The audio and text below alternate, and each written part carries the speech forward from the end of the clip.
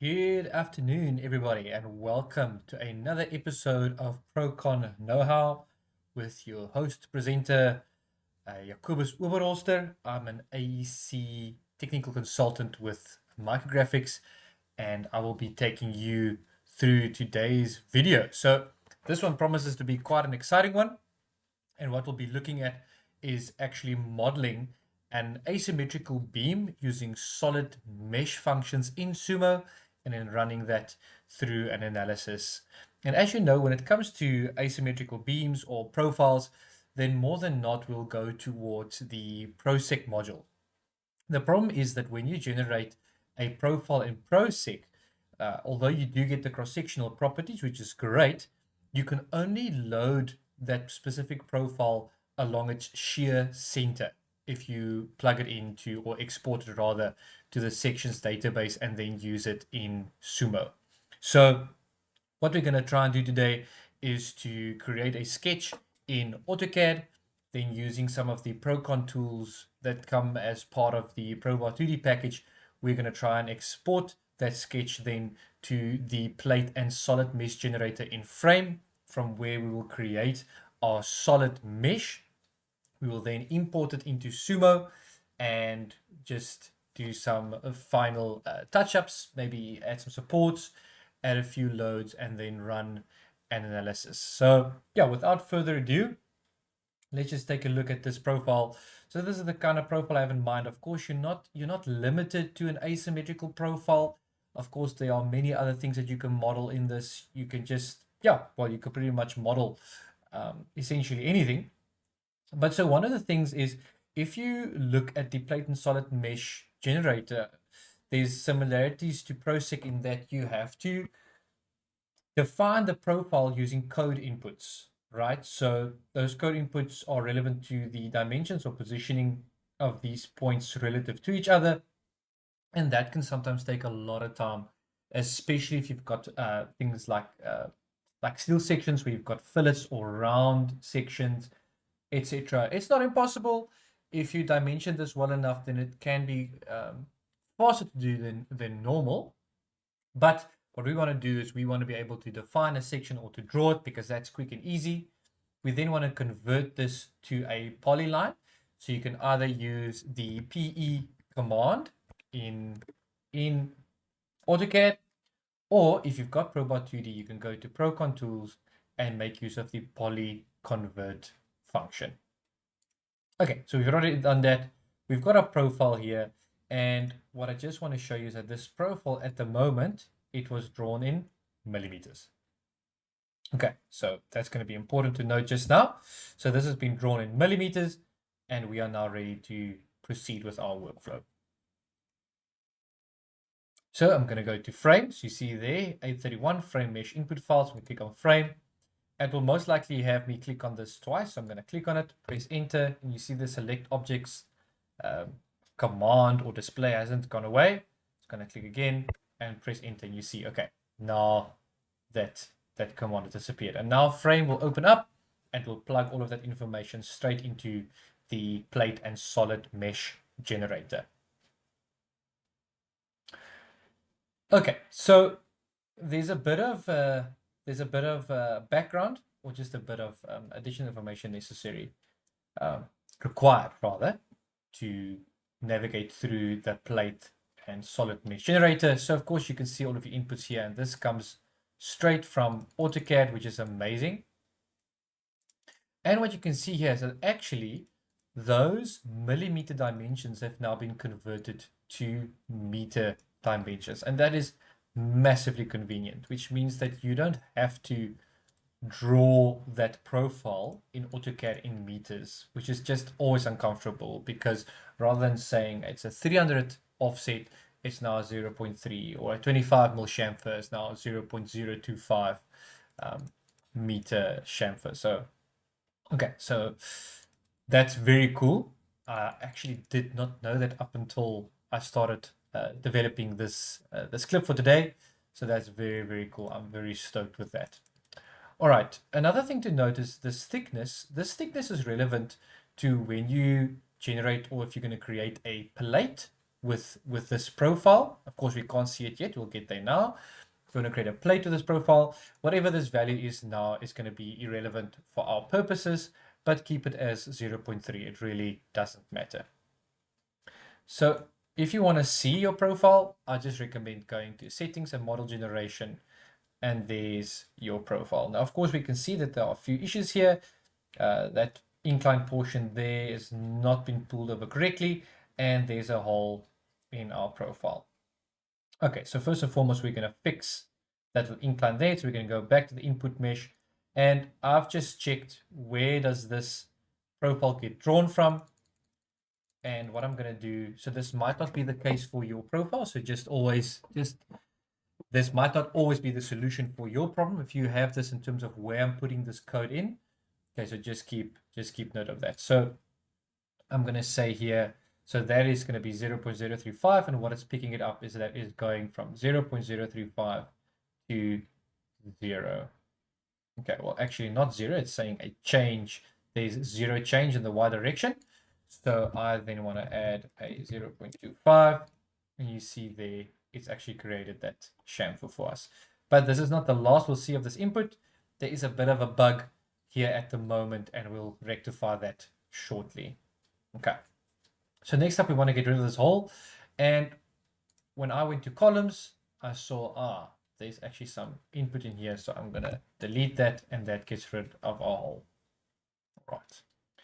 Okay. So now I'm going to go to settings and model generation. And what we are interested in is the material.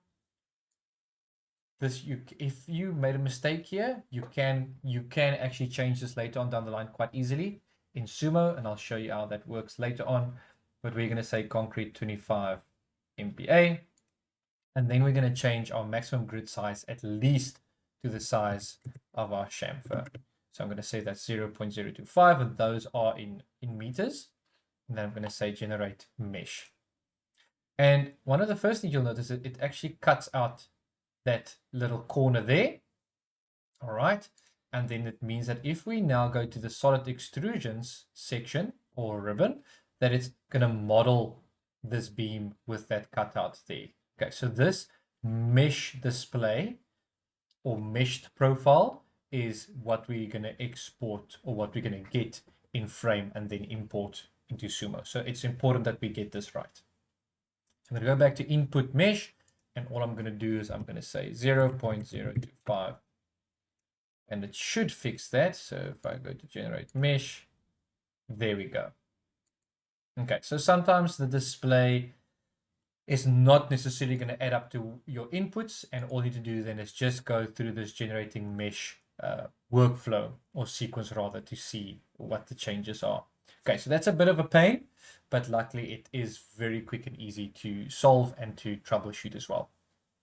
All right, so we are done with this portion now. We are happy with our mesh, and now we're going to go to solid extrusions from plate. All right, this is where we're going to define the full length of our beam, if it has any skew distances, and the number of divisions, which is basically how far apart these thickened slices rather will be from each other, or in how many slices will that length be divided into.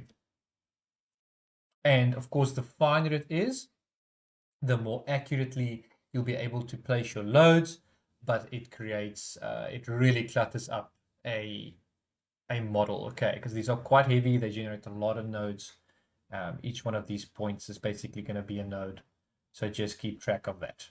All right, so for this sake, I'm going to say this is 10 meters long, and I'm going to create, well, I'll make it 50. Okay, I'm going to make it 50, so 15 divisions along a 10-meter length, and I'm hoping this is going to work. So I'm going to say create model. And there we have our model. Okay, as you can see, it is thick with a cloud of nodes. So all you need to do here is we want to save this. All right, so I'm just going to go to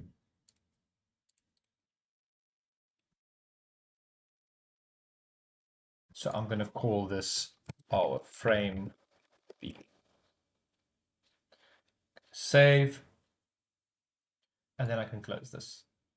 Right, so next in line is SUMO. So I'm going to open up SUMO. I'm going to go to File, and I'm going to say Import Frame. Again, I'm going to go to Vlogs in here, and there's the frame beam. I'm going to say Open. Okay, just give it a bit of time to load. As you can see, there's a lot happening here.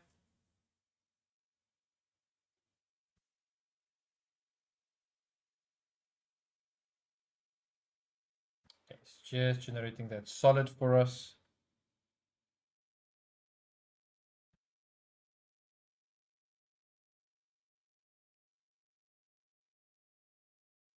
And there we go. All right, so 28 seconds shows you that that is quite it's quite a heavy piece of work right there. And then what we just need to do now is just wait for it to respond quickly. Patience is the name of the game. There we go. All right. So what you'll see here is you'll see your beam. And those lines indicate that number of divisions. So if you had to count the number of divisions here, so if we select all of that, solid mesh 50. Okay, so that's that number of divisions. So firstly, what I'm going to do, I'm just going to change the color to gray because this is concrete, right? So in my materials table, you'll see that it has a lot of materials in it already, just because you've imported this over from frame. So I'm going to delete those. I'm going to add a material, and I'm going to go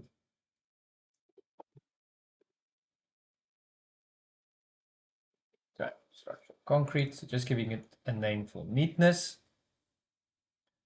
Sections, I don't need anything in my load cases. I'm going to add 2 load cases. So the dead load as self weight, and then the live load to add loads later on. And then I want my C1 load combination, which is my ultimate limit state of 1.2 DL plus 1.6 LL. All right, so what we want to do now is we want to rotate this beam so that it's flat on the Z-axis, just because that makes it just more normal for a beam in terms of the model space. Before we do that, let's just save this, and let's call it SUMO beam model, for instance. And then what I'm going to do is I'm going to quickly rotate this.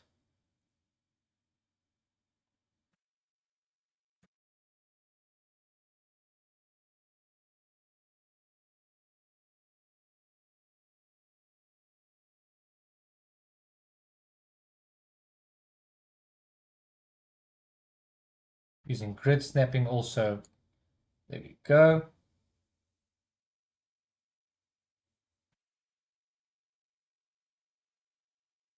You just remember this is a very heavy member in terms of just what it's made up of.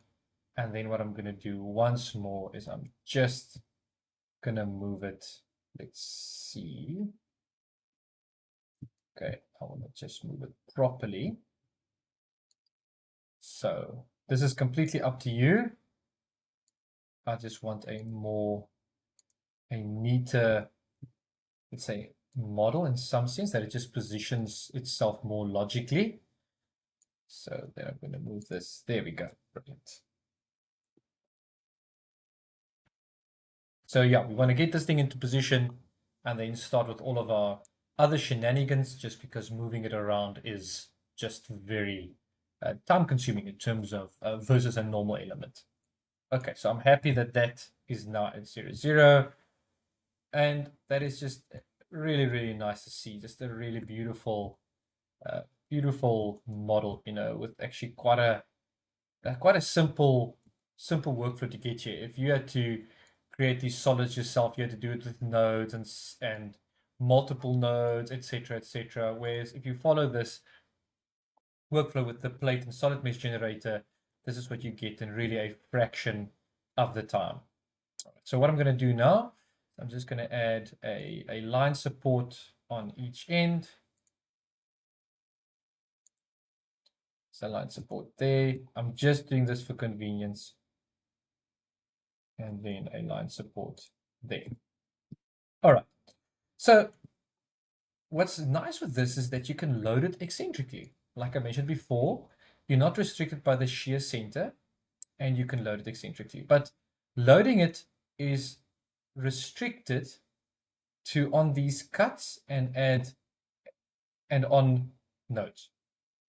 Okay, so you will not be able to put a line load from this point to here. And I'll show you. I take a line load, take it from there, just making sure I snap properly. To there, you'll immediately see when you go to messages. Oh, no material assigned. Let me assign. Let me assign my material quickly.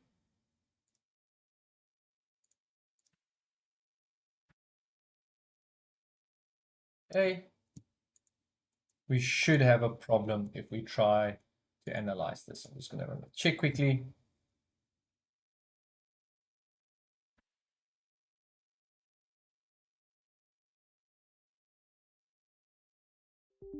There we go.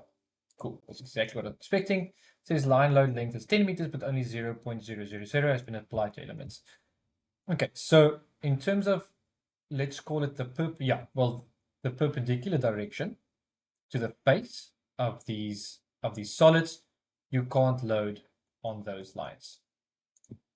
What you can do is you can load on these lines running parallel to the face, basically. That's why these line supports work. But other than that, you need to load on those points. Okay, so what you'll need to do is you need to change or convert your line loads or area loads to equivalent point loads.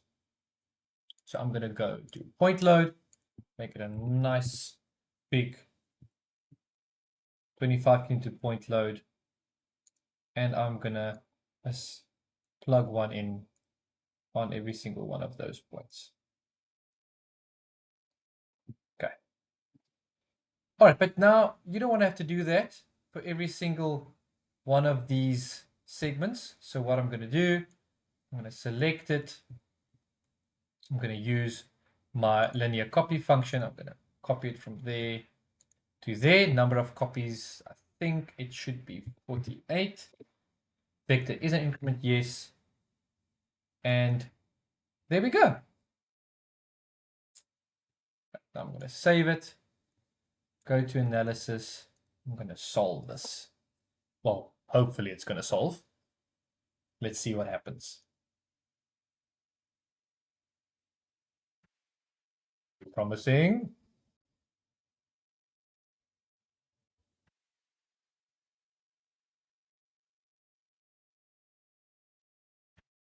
Goes like that and hits you with an error on number 99. But hey, we don't have an error. Let's just say for good measure, go to results. And here you go. So that, of course, was incredibly heavily loaded.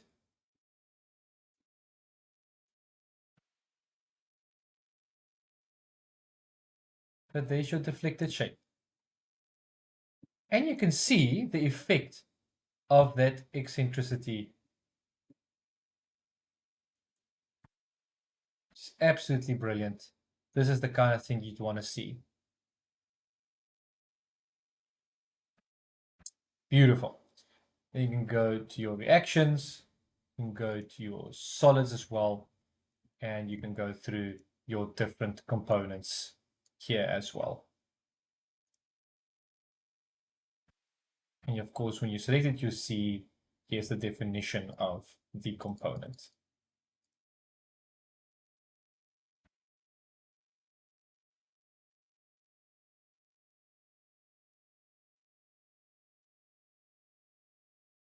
So what you'd want to do here as well is you can change this range, right? So we can change this range maybe to from maximum there 1500. This is just going to regenerate that now.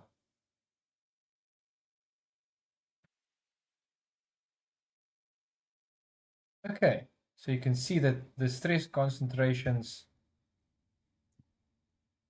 are not necessarily even here, but yeah, this is the sort of thing you'll be going through. So your maximum shear stresses, etc. All right, so I hope that that has just shed some light on the workflow that you can make use of to model asymmetrical beams, or actually any kind of profile, whether it's a column or whatever it might be, and getting that into SUMO without having to go through the tedious process of actually building up your shells and solids from scratch. So yeah, thank you very much for tuning in. Please, if you want me to develop anything else, if you want some more information on this topic, please throw yeah, just throw a word in the comments section. If this was helpful, please like our videos as well, subscribe if you haven't, and yeah, I will see you in the next set of Prokon know-how videos. And that's a cheers from me, everybody.